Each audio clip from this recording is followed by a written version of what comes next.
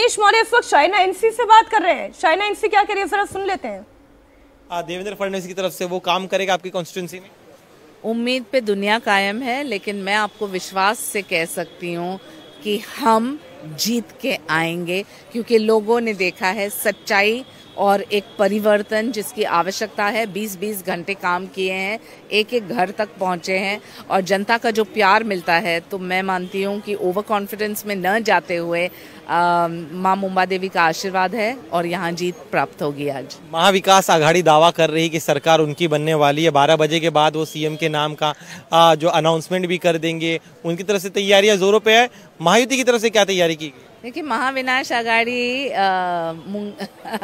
मुंगेरी लाल के हसीन सपने देख रहे हैं। जब उनकी नैया तो डूब चुकी है, उनके पास आंकड़े आए पहले, फिर वो तैयारी करें। हमारे पास तो आंकड़े भी हैं और तैयारी भी हो गई है। आखिरी सवाल, इतना आत्मविश्वास किस बिना पे दिखा रहे? क्योंकि उनका कहना है कि हमारे साथ मुस्लिम है, दलित है, महाराष्ट्र का समाज का हर एक व्यक्ति है, जबकि आपकी पार्टी तो महाराष्ट्र को गुजरात के हाथों बेच रही है। 1.5 साल में जो अपरंपार काम हुआ है महाराष्ट्र में, सभी देख रहे हैं। आप मुंबई की बात करें, completion of coastal road, metro, trans harbour link, Atal Setu, अनगिनत प्रोजेक्ट्स हैं। उनका काम महाविनाश आघाड़ी का सिर्फ है कि रुकावट रुकावट रुकावट, धारावी प्रोजेक्ट हो रुकावट, बुलेट ट्रेन हो रुकावट, हर जगह रुकावट, रिफाइनरी हो तो रुकावट। ऐसे प्रगति नहीं होती है। और रही बात, बहुत इंडस्ट्री आ रहे हैं महाराष्ट्र में जो वो उजागर नहीं कर रहे हैं। जब टोयोटा आता है महाराष्ट्र में तब सवाल प्रश्न चिन्ह नहीं उठाते हैं। और यहाँ कोई स्पर्धा थोड़ी ना है, हम है नंबर 1 प्रदेश, हमेशा रहेंगे। शुक्रिया, हमसे बात करेंगे और शुभकामनाएं आपको। तो ये थी शाइना एनसी। इनका कहना है कि धड़कनें जरूर बढ़ी है, लेकिन उन्हें उम्मीद है कि बापा का आशीर्वाद हर हाल में मिलेगा। कैमरामैन देवेंद्र के साथ दिनेश मौर्य, इंडिया टीवी, मुंबई। तो आंकड़े होने का दावा कर रही हैं यहाँ पर शाइना एनसी। समीर जी, आंकड़ों की बात कर लेते हैं। किसके पक्ष में आंकड़ा आपको नजर आ रहा है? कहां पर लड्डू बढ़ सकते हैं, मिठाइयां बढ़ सकती हैं? कौन तैयारी कर रहा है या किसकी तैयारियों में दम नजर आ रहा है आपको? देखिए, मुझे लग रहा है कि महायुति सरकार बना लेगी।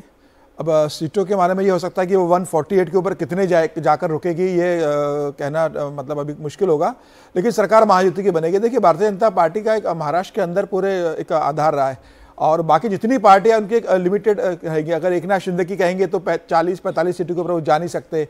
भारतीय जनता पार्टी ऐसी जो 2014 में 122 सीटों पर भी चली गई थी, तो इस बार संभावना है कि भारतीय जनता पार्टी 2019 का जो में 105 सीटें थी उससे ज़्यादा सीटें भी आने की स्थिति होगी। तो भारतीय जनता पार्टी सबसे बड़ा दल बनेगा। उसके साथ एकनाथ शिंदे का प्रदर्शन बेहतर होगा उद्धव ठाकरे से। अजित पवार कैसा प्रदर्शन करते हैं महायुति में रहकर? क्या वो शरद पवार की तुलना में बहुत बुरा प्रदर्शन लोकसभा में किया? सिर्फ एक रायगढ़ सीट उनको मिली थी सुनील तटकरे की। तो क्या विधानसभा चुनाव में वो बेहतर प्रदर्शन करते हैं?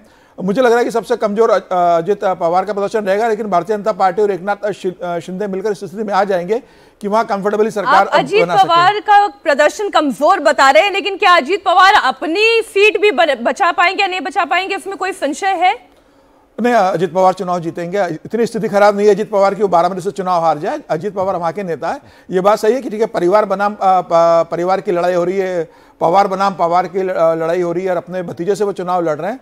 लेकिन जैसा लोकसभा चुनाव में हुआ था कि सुप्रिया सुले को बारामती की सीट दे दी थी, विधानसभा की सीट अजित पवार को मिलेगी। जनता भी मतलब बैलेंस कर देगी। लोकसभा चुनाव में अगर शरद पवार को चुना तो हो सकता है विधानसभा चुनाव में अजित पवार को चुन ले।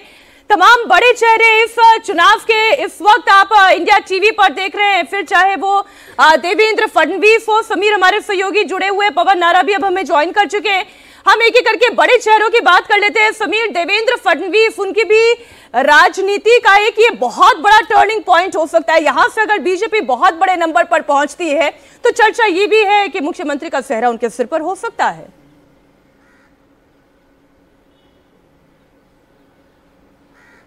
बिल्कुल, देवेंद्र फडणवीस जो है महाराष्ट्र की राजनीति का एक ऐसा चेहरा है जिसे जोड़ तोड़ की राजनीति भी आती है और जिसने एडमिनिस्ट्रेशन भी जिनको अच्छे से हैंडल करना आता है, क्योंकि 5 साल वो मुख्यमंत्री रहे हैं और पूरे 5 साल उन्हें कंप्लीट किए हैं और इसके चलते उन्होंने कई योजनाएं भी लाई। तो ऐसे में एक बड़ा चेहरा बीजेपी का है, महाराष्ट्र का नेता है वो।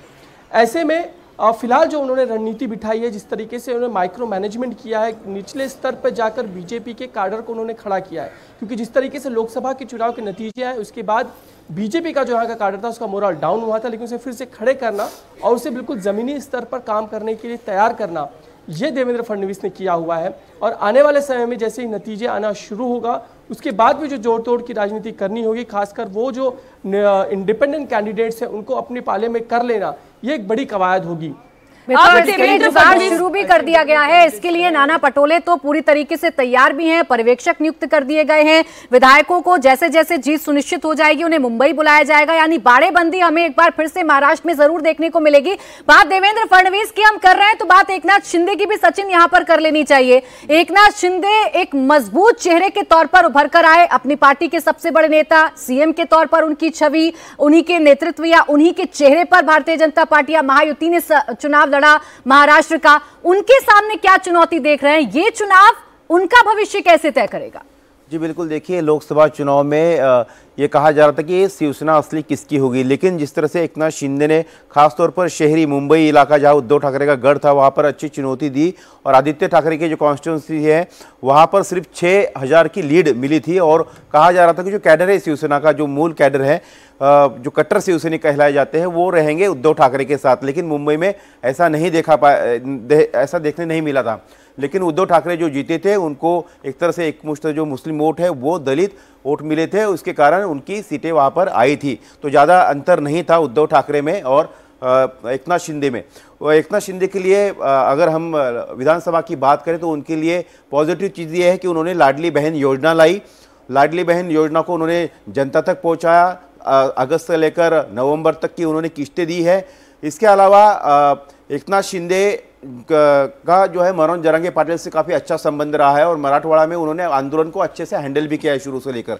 तो उनके पार्टी के खिलाफ इतनी बड़ी नाराजगी मराठवाड़ा की नहीं है। आप बात कर रहे हैं ठाणे कोंकण में भी लोकसभा चुनाव में एकनाथ शिंदे ने प्रूव कर दिया कि वो चेहरे हैं। ठाणे कोंकण के 0 आंकड़ा उद्धव गुट का रहा और 3 सीटें इस रीजन से 7 में से कुल एकनाथ शिंदे ने। सिंदूर की जो सीट मिली उसमें भी उनका काफी बड़ा योगदान था। नारायण राणे वहां पर जीते थे और विनायक राउत जो उनके बड़े कद्दावर नेता थे उनको उन्होंने वहां पर हराया था। ये कह सकते हैं कि अगर एकनाथ शिंदे यहां से बहुत बड़ी लीड लेकर आगे बढ़ जाते हैं तो ये परिवारवादी पार्टियों के लिए एक बहुत बड़ा झटका होगा कि बागी भी निकलकर अपनी ताकत के साथ अपनी पार्टी को लीड कर सकता है और पूरे गर्व के साथ लीड कर सकता है। लेकिन हम जो चेहरों की बात कर रहे हैं, शरद पवार, देवेंद्र शरद पवार के बारे में बात करनी बहुत जरूरी है, जिन्होंने इस पूरा इलेक्शन को इमोशनल नोट पर लड़ा है। उन्होंने किसानों के मुद्दे पर लड़ा है, सोयाबीन, कपास, ये तमाम मुद्दे हैं वो हावी रहे हैं।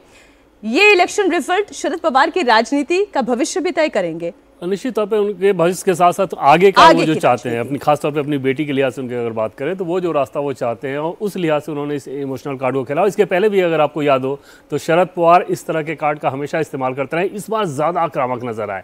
जैसे इस बार अपने कैंडिडेट्स जो कि उनको छोड़ के गए थे, जब वहाँ पे गए उनके इलाके में प्रचार करने तो इस शब्द का इस्तेमाल उन्होंने किया कि ये गद्दार है, गद्दार को सजा मिलनी चाहिए। तो ये जाहिर तौर पर शरद पवार अलग पिच पे ले जाके इस मुकाबले कर रहे हैं। और इस बार उनकी रैलियों में मीनाक्षी बहुत भीड़ नजर आ रही थी, तो अपना जो उनका पॉकेट है उस पॉकेट में वो मजबूत दिख रहे थे। और न सिर्फ भीड़ थी बल्कि उसमें एक करंट था। और इसमें अगर शरद पवार जैसा व्यक्ति अगर वैसे इमोशन का इस्तेमाल करे, और शरद पवार कितना बड़ा नाम है उस पॉकेट में, आप देखें कि जब एनडीए कैंडिडेट की तरफ से भी कुछ आपत्तिजनक शब्द का इस्तेमाल किया गया था तो एनडीए के नेताओं ने उसे खारिज किया। उनको बखूबी मालूम है। और प्रधानमंत्री नरेंद्र मोदी की ही बात कर लें, पहले वो शरद पवार के खिलाफ जब गए थे चुनावी रैलियों में तो उन्होंने तीखा हमला बोला।